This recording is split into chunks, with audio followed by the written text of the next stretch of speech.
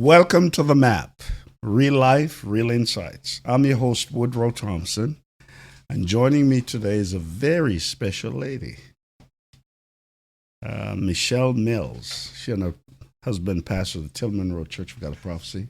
So good to have you with us on the M.A.P. Thank you for having me, Bishop. Pleasure.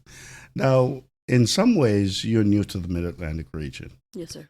Could you tell us a little bit about yourself and your family? Certainly. Right now we're pastoring in Salisbury, Maryland, but I'm originally from Pittsburgh, Pennsylvania, where I was born and raised and met the love of my life, Jason J. Miltz, Bishop Jason J. Miltz. Yes. And he was already a pastor when I met him, so that was how I came into the Church of God of Prophecy. Right. And then in 2017, we were blessed to be able to move down into Maryland and join the Mid-Atlantic region. Very good. How did you and your husband meet, Bishop Jason Miltz? So my good friend, they had a church in Pittsburgh, and it was part of their region. Right. And I used to sing with their choir, and we would see each other at different functions. And I guess it's really important to identify that he is Caucasian. Right. And the first time he actually sat next to me, everybody was very excited about how this thing was going to go, because apparently they knew that he was single and looking. Right. And when he sat down next to me, everybody was extremely excited. And I had somebody say, "Oh, Michelle." They were getting all excited, and my exact words to them were, "I like them light, not white." And so originally it wasn't something that we were really looking to do, because actually he wanted to marry a blonde woman who could play the piano. Oh, wow. I'm not blonde and I don't play the piano. You don't play the piano? No, sir. So you didn't want to learn? I still don't want to learn. Okay. So but just how God moves and how he works is that neither one of us were looking to be in that type of relationship, but it has been loving him has been the blessing. Okay, very good. Now, that's a topic that we don't talk about very much. Biracial relationships, biracial marriage. Did cultural or racial differences come up early in the relationship? What was that like, navigating your way through that? For my family, we grew up in a predominantly white area. Right. So, being that I was the only black person in my graduating class, there was like 400 some odd kids. I was the only black person in the graduating class.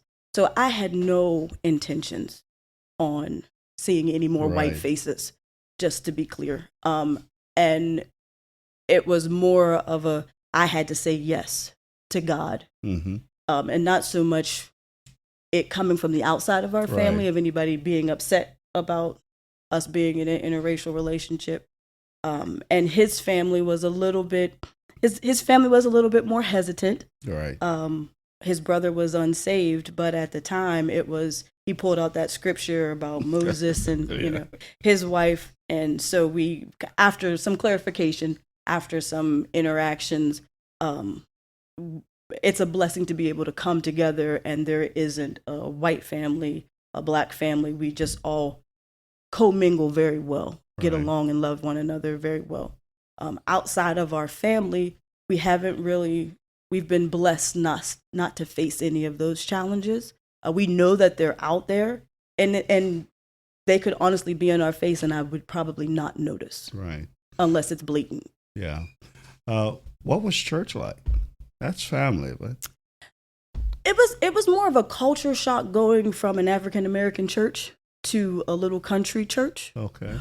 But the people have always been loving. The history of our marriage, we'll be married 25 years next year. Right. And during the course of that, we haven't experienced racism to that degree where people didn't welcome us in. We might feel it sometimes. We feel it, and they give you a God bless you, we love you. but it doesn't go much. The Right, eyes don't right, say I love right, you, right. and so you take it with a grain of salt and you press on. But thankfully, I haven't had to. I haven't had to let the Pittsburgh side show for there You've to kept be. that on the wraps. You've Yeah, kept it on the that's how I wraps. know the Lord is working on me. He gives you self control, and so thankfully, I mean, we hear things later on that we are surprised to find out, but honestly, we hadn't experienced that in the church. Right. Well, you and your husband are more mature. What about the children? What about the kids? Oh, I love my babies. I know, Um, but what about their child? Have they ever talked to you guys about some of the challenges they've had? When we have 3 children, Right. Jocelyn is our oldest. Right. And when she was little, it was very difficult to persuade her that she actually had African American in her. Oh. So in Pennsylvania, the school was predominantly white. Right. So the church was predominantly white. So to them, they didn't notice Right. until we moved to the Mid-Atlantic region, Ah. where now they're in an African American, mostly Right. populated school, Right. and so now people are wondering, what are you? Are you Indian? Are you Hispanic? Are you biracial? And if you're biracial, who's who? Right. So who's the black one and who's the white one? But again, thankfully in church, they haven't had to face being called out their names. They've been loved on. So I can't complain too much about. I would like to, but I can't. You'd like to. I'd like to, but I can't because God's been faithful. And I think a little bit of that is also because we shielded them. Right. There wasn't a black way to do it or a white way to do it in the home. It was just this is how the Miltz function, and so they've taken that out into the world and just kind of allowed that to be who they are, so that there isn't a whole lot of I don't want to call it, there isn't prejudice, but there isn't, I don't know what the word I'm looking for is. Now, I've gotten to know your family and the kids, so I know that you guys have a deep commitment to Christ. Mm-hmm. And I know that you guys, that's the thrust of your life, to live your life for Christ. Yeah. How has faith helped you from this process, and the children, the entire family? Yeah. Before I even had children, the scripture of, as for me and my house, we will serve the Lord, that was what resonated with me. Right. So it wasn't a hard thing to incorporate Christ in how we function, because he is a main function. Right. So teaching them how to love God, how to trust him, even when times are hard, when you're frustrated, you can still go to him and you can tell him that you're frustrated, but you still got to live right. So it's kind of been ingrained in all that they do. Church is not an option. God is not an option. Right. And so we try to live that way, where we trust God, we honor him. If we do something wrong, we don't have a problem coming back and apologizing and making that right, because we don't want to be the reason that they don't follow God. Right. And because of how connected they are into the community, there's a lot of children that have come through our youth group. And so it's important for us to be authentic and to be real, so that when we're wrong, we don't have a problem saying that we're wrong. I didn't mean to hurt your feelings. I didn't, because that's godly. Right. So it is, when you keep God first and you're for real about it, it makes a huge difference in what they see. And they can't say that my parents were a hypocrite. They were fussing and cussing and then got to church and was all holy. No, if I don't cuss, but if I fuss, it's for a good reason. And if I fuss too much, God will correct me. Right. And so I have learned how to be sensitive in that, and also to raise each child differently. Right. because they all have different Their personalities. yeah. So it was even how we presented God to them had to be different, but it had to be consistent. Right. I like that you've taught me the difference between cuss and fuss. I appreciate it. My pleasure, Bishop. So, listening to you share, I know the church has loved on you guys. The church, has done its best to be there for you guys. But are there times when you sense that it may not be 100%? Oh yeah. Oh How yeah. do you sense that? Well, I'm trained in my professional life to Tell catch us a some little of bit this. about your professional life. So, in my secular job, I'm a therapist. So I'm trained to listen. Right. I'm trained to look at body language and recognize when there's a little twitch or when there's a tone, there's an influx that might not be real genuine. So it's easy. We know how to put on a church face. Sure. But when the real thing comes out, that's a little bit harder. Yeah. And because I'm pretty observant, Yeah. I might be a little bit crazy, but for the most part, I kind of stay in the background and just watch. And this is why I just watch, because sometimes it's not authentic. And you don't fuss. I don't cuss. I might get my fuss on because it's a frustrating place, especially when you're with saints. For sure. We shouldn't be like that, So there's a bit of Lord, I need you to help me. I need to get it out because I don't want to squash the feeling. Right. I want to get it out, but I want to get it out in a way that's pleasing, in a way that's honoring, Understood. in a way that I don't have to come back and apologize. Right. I think that's the main thing. Now, how does your husband handle that? Like we know that you have your way of handling that. Yeah. What about Jason? He's so much nicer. Oh, he's so much nicer. He is. He's so much nicer, which is why he's the pastor. Oh, got it. That's why he's the pastor, because he's so much nicer about it. I'm from the city, so I don't take I don't really take a soft approach. I got we want to get in and we want to get out, and I want to tell you what's going on, and then I want to move on. I don't. He takes a softer approach where he talks about their feelings. As the therapist, I should do this, but when you do it all day, it's like let's just fix it. Let's just fuss about it. Help me, Lord.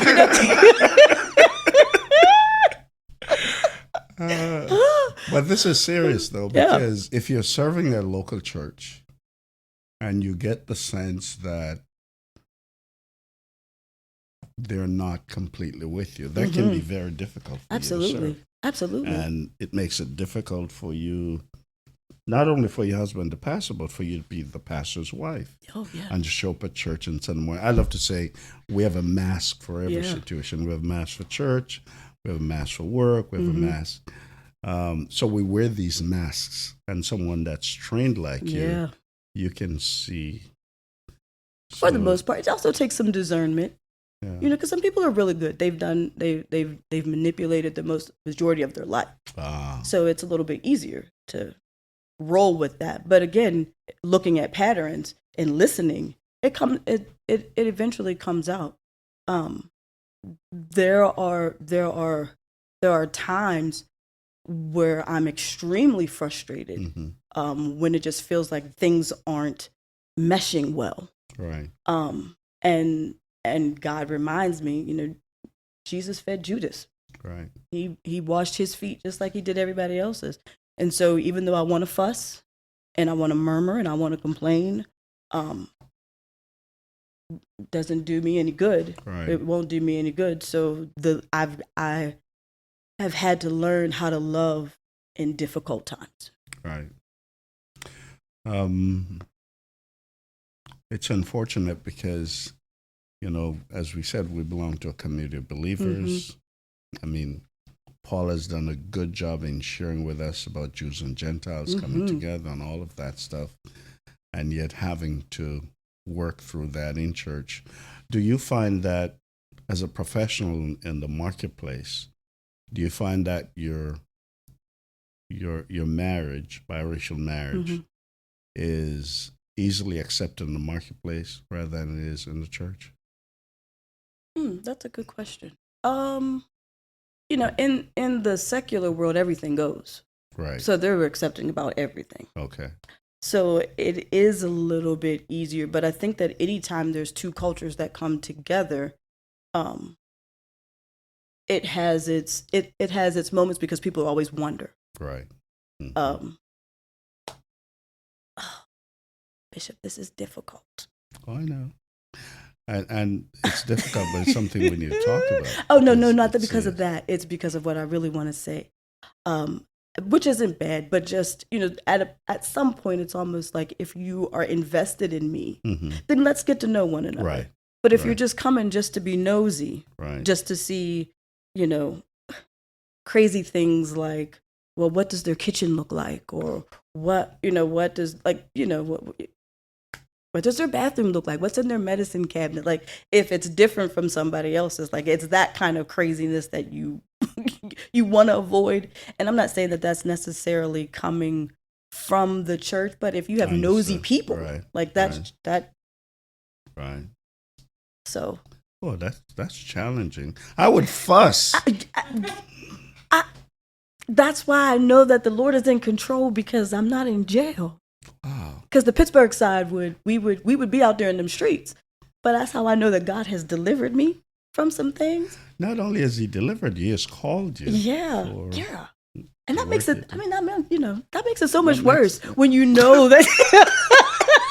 Because you know that it's not just something that you can repent about later, because He's calling you to do better. Yeah. And when the standard is to do better, you want to do better. But on a serious note, that's something we not only need to pray about, but that's what I would call a hard conversation that must be had. Absolutely. Because one of the things that I dislike is how the phrase I have is how we reward dysfunctional behavior. And because we reward it, it continues. Yeah. And reward it beyond, we stand beyond this word grace. And because we say we're people of grace, we somehow reward dysfunctional behavior. And so it continues. Right. Not only for your generation, but to the next generation. Yeah. You have children. Yeah. And they may decide, hey, I see your mom and dad live their lives, and that's how I want to live my life. I'll get involved with a biracial person, a biracial marriage as well. Yeah, I've got 2 older brothers and a younger sister. My siblings are all African American, and there's not an African American spouse at all. I call us the Rainbow Tribe. So it is. You guys are called and gifted by God. Yes, sir. Well, no, but seriously, one last question, because we have to transition. How do you celebrate and blend your cultural backgrounds? Besides Christmas and Easter, that's it. We don't. Thanksgiving, Friendsgiving. Bishop. Thanksgiving is my favorite holiday. I love Thanksgiving. Right. So we would, when we lived in Pennsylvania, we would do lunch, because his family would eat early, and then at my parents' we would do dinner. Okay. But there wasn't any besides greens and yams at my family's, and greens and yams would be the only difference when it comes to like meals and traditions, and there isn't one. So what about family gatherings? Both families, Christmas, Thanksgiving. Yeah, we all just get together. We're a crazy bunch, so we all just get together, and this is why it's important for you to allow God to guide who you marry. Right. Because when our families get together, there isn't a his side and my side. Very good. We are literally all together. Very good. So that's a blessing. So maybe your family can model that for the church. Maybe that would be a blessing. But we would ask for grace, because we're human. So sometimes there might be a fusser. Yeah. Well, I'd like to thank you for sharing with us. I'd like to thank you for being so transparent and authentic. My pleasure. Because I know that this conversation can be difficult. But thank you for being with us and sharing. Thank you for having me. That's all the time that we have for today on the map. Let's keep navigating our life with purpose. See you soon. God bless.